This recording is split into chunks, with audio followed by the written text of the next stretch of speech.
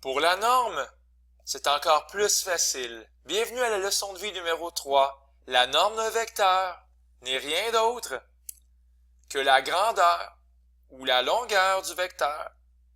C'est la grandeur ou la longueur du vecteur. Il ne faut pas oublier, bien sûr, les unités de mesure.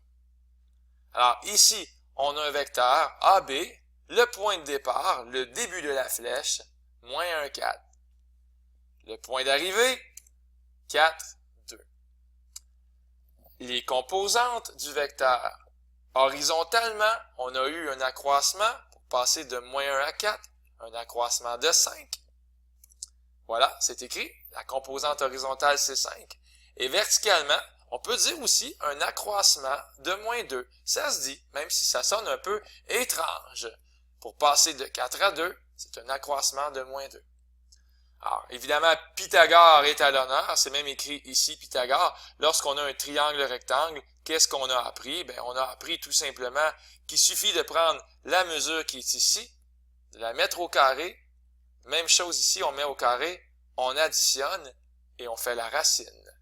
Alors, on va faire exactement ça, mais avec les composantes. Donc, la composante horizontale ici, 5. La composante verticale, moins 2. Je peux laisser le signe négatif, il est bienvenu, on descend. Et même si c'est écrit moins 2, ça fonctionne quand même très bien avec cette espèce de logique de Pythagore. Donc, 5 à la 2, moins 2 à la 2, on veut les parenthèses, moins 2 à la 2. Ça fait 25, ça fait 4. Ça fait donc racine de 29.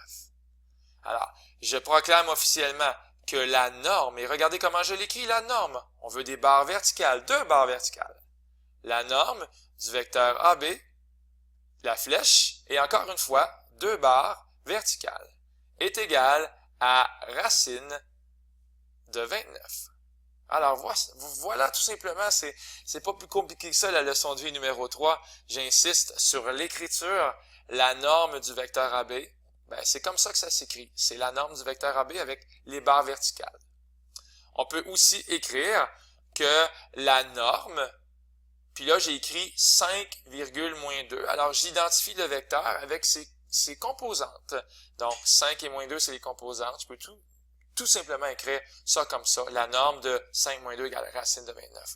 Alors, on n'oublie pas cette espèce de principe de Pythagore, la parenthèse lorsqu'on a une composante qui est négative, et hop, le tour est joué, chers amis.